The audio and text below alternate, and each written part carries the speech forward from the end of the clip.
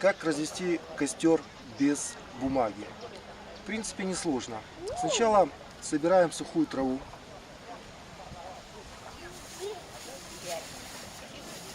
Ложим ее на самый низ.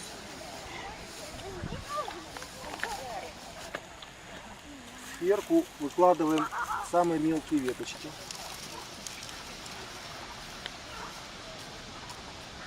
Сверху выкладываем веточки покрупнее, но уже домиком или шалашом.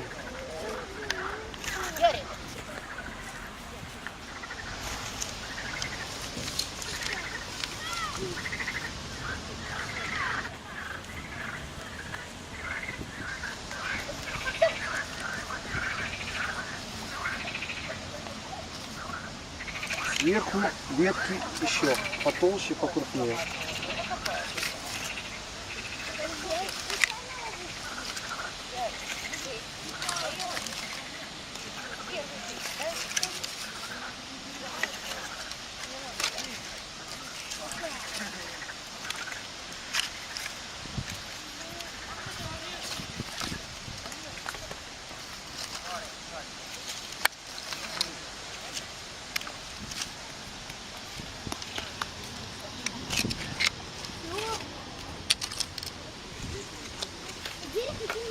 Достаточно.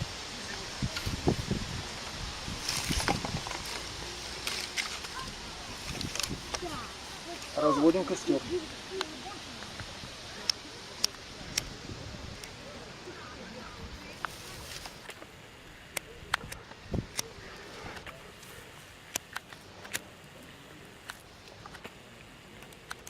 Трава не сильно сухая, плохо горит.